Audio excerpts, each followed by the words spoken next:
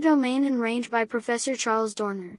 I hope you like this video. Please like, subscribe, and share this video with your colleagues and friends for more content.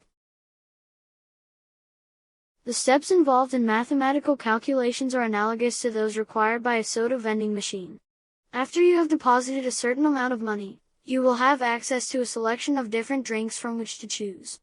In the same way that we feed various numbers into functions, we also receive new numbers as the result of those functions.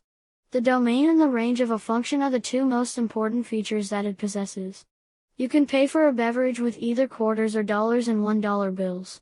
If pennies are put into the machine, there will be no soda flavor produced.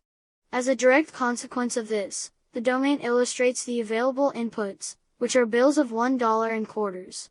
You can put as much money as you want into a soda machine, but it won't give you a cheeseburger in return. Because of this, the range refers to the possible outputs, which in this context refers to the flavors that can be produced by the machine. Let's figure out how to graph functions and then figure out their domains and ranges. For each particular relation, the sets of all the x-coordinates and all the y-coordinates of ordered pairs are referred to, respectively, as the domain and the range of that particular relation. For example, if r is equal to 1, 2, 2, 2, 3, 3, and 4, 3, then domain is defined as all of the possible values for x, which are 1, 2, 3, and 4, and range is defined as all of the possible values for y, which are 2 and 3. The complete conceivable range of values that can be assigned to the independent variable, x, is referred to as the domain of a function, whereas the range of a function refers to the values that can be assigned to the dependent variable, y. It is possible to retrieve for the dependent variable y the entire set of values, and this is what is meant when we talk about the range of a function. The picture that follows explains how a function can be expressed in two separate ways. First, as a function table, and second, as a collection of coordinates. Both of these representations are shown on the right. The functions described on the right are the same, despite the fact that they are represented in various ways. The domain of the function is x equals 2, 3, 5, 6, 8, and the range of the function is y equals 4, 8, 2, 9, 3. The domain and range of discrete functions can be specified in this manner. There is no significance to the order in which the values are listed. Here is an example of the function f of x is equal to x squared.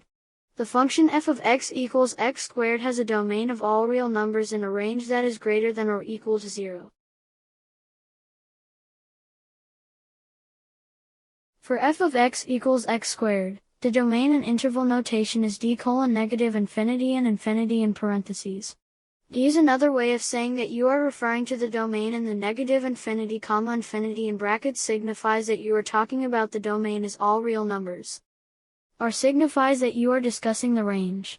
You'll see that the 0 is enclosed in a bracket rather than a parenthesis. This is because 0 at x equals 0 is included in a function's range. Every function has an exclusion in its range, which is why we need a round bracket. On a graph, the endpoint's open or closed state indicates whether a function includes or excludes it. We employ inequality symbols to represent the domain and range as a set of values when using set notation. The examples of discrete functions employed simplified forms of set notation for their domains and ranges. Set notation uses a wide variety of symbols, but we will just cover the most fundamental ones in this video. D once more denotes domain. The vertical bar denotes such that the sign that resembles an E means element of, and the letter R stands for all real numbers.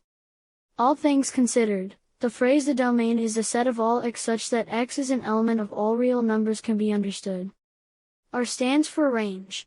Inequality symbols, like greater than or equal to, are used in set notation to represent the domain and range. As a result, the phrase the range is the set of all y such that y is greater than or equal to 0 can be understood.